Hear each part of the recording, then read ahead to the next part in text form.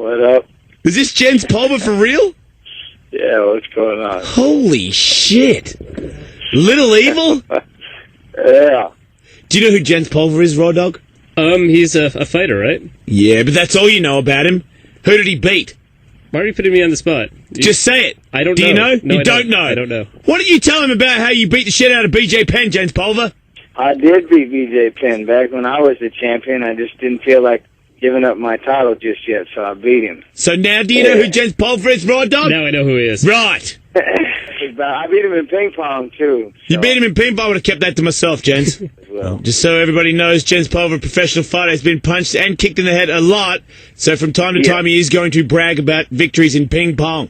My last 3 fights haven't been that great, so I got to brag about ping pong, you know? Yeah. You're not gonna retire, are you? You know, it was one of those things where I didn't want to. I mean, 33 years old, I felt like I had something, but I definitely needed to step away and make some changes.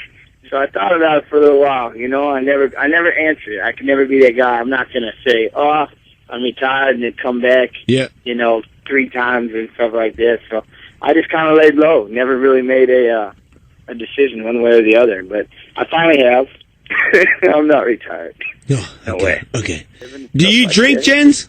Not too often, but now, you know, I kind of started getting back into it a little bit. I have my red wine and Coke. You drink red wine and Coke? Yeah. Right. I'm not going to tell you to try it. Maybe you should retire, Jens Pulver. You know, I mean, it's not that bad. You get them low, fill it up about halfway, and then finish the rest with Coke. Man, you are rough as guts, dude. That is such a fucking hee-haw beverage right there. Oh, my God. Anyway, Jet, do you have, like, a clothing line or any of that stuff now? I mean, you're a big name. What do you got? The clothing line is called Driven. So we have driveninc.net. We're not fight gear. I'm not like gear. I want to do life gear. And right. People are like, well, what in the hell is life gear? I'm like, well, you know, you get tattoos on your body for expressions. And one of the shirts we have is my child abuse shirt, and it's called Unscarred by Trial. And what it is it's got a keyhole, and you can see a little kid holding a doll of an angry dad, and the kid's got a black eye, and you can see against the wall, you can see a shadow of the dad's coming back in, and he's basically looking out the keyhole crying because he knows he's about to get in trouble. And if you look down at the bottom of it, he's peeing the floor. And that goes back to when I was 5 years old, and my dad had lined us up and had a shotgun down my throat and was basically looking at my mom saying, you choose who's going to die. And my mom said, I was so scared I peed the floor. And so I grew up in a really abused child, but that was my trial. I made it through that trial. I didn't let it put me away. My brother's serving 55 years. I didn't let it beat me. And we want people to add in their trials. And one of the things we have as well is we have the military line, all 4 branches. It's sick. And then I wanted to go into something else, which was more of our civil servants. So we have the police, the firemen, we have EMTs, we have different shirts. And for example, it says for the police shirt, it's live to serve, die to protect. Yeah. And then we want to just kind of keep going from there. We want to look for I'm a skateboarder. I'm driven, and you can put underneath it, you know. And you know, so that's really the line that we were going after. Is more of something called life gear, you know. Yeah. And then of course there's my signature shirt on Tap Out, which is the Jens Pulver Legacy shirt, and it just says, we all turn to dust, legacy lives forever, and it's got a Laos symbol going as yin and an American symbol as yang, and basically everybody probably figured I'd put, you know, the UFC world titles or something as my legacy, but really the legacy of my children, and my wife being from Laos, of course me being American, son Carson is mixed, so that's the legacy that lives forever. I don't really have to ask you another question. You pretty much covered yourself beyond comprehension right there. I talk a lot. Good for you. I can't believe you had that experience when you were a child. And were you in crime at all before you became a fighter? I mean, I did jump. Of course, I fought on the streets and, you know, little things of that nature. I wasn't as severe as my brother served 55 years in prison. I never did anything that route, but for me, it was always athletic saved me. I mean, I always had. You could say mixed martial arts saved you from going down that path. No, well, back then, you got to remember, I'm a pioneer, so mixed martial arts wasn't even around. I was a wrestling saved me. Yeah. Pretty much growing up, I always had to maintain at least a certain GPA so I could wrestle, and that's kind of what led me into college.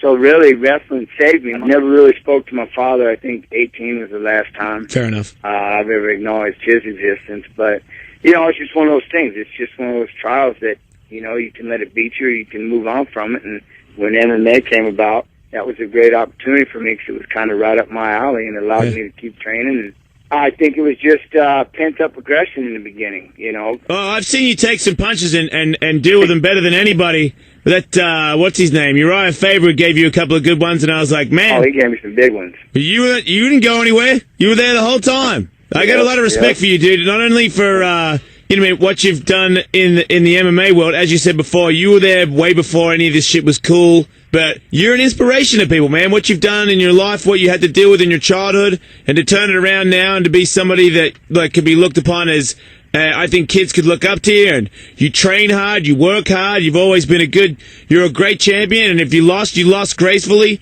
You've never been a bad sportsman, you've always been a good guy. Every time I've ever seen you on TV, you were nothing but good, and your clothing line and all that stuff, everything you're doing seems like it's all, not just all about you, and that's a rare commodity in this game. So, my hat's off to you, man. You're a respectful guy. I really like you.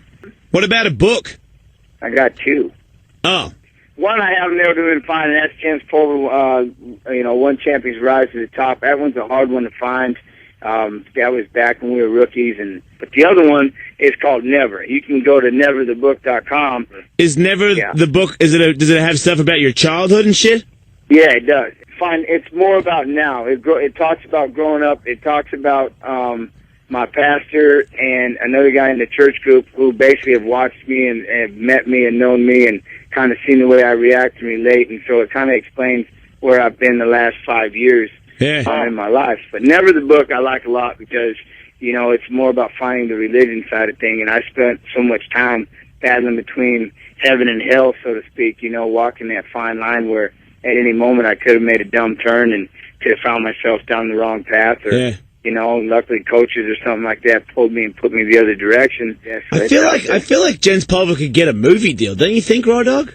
Like his life, like just so far, like I mean, the start of the movie, the fucking scenario you're explaining about the T-shirt, dude, that's some fucked up shit. I always had the coolest scenario that at the end of the day, when my career was done, how would I like to see a movie kind of go about? And you know, but ultimately, the way I always seen the book, you know, the movie would be. I always wanted to sit in the locker room, and because people always ask, what's it like in the locker room right before you go out and fight? And I was thinking, you know, that would be the greatest, to me, would be the greatest movie. I could build a whole movie based on that because that's where you do sit there, and the first things I think about are exactly those moments when I was growing up, where my brother was hiding underneath the bed, where I'm diving in there because I'm tired of seeing my dad beat on my mother, where I never went and stayed the night anywhere because my mom was going to be screaming for me to help save her life, where I took more beatings.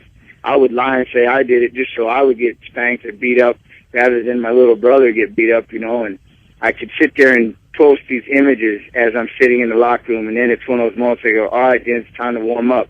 So it'll show me actually go back into the MMA side of it, and I can start warming up, and I can start getting ready for the fight, and everybody starts to see now these are the things that drove me. These are the things that drive me as I'm getting ready to step out in the cage.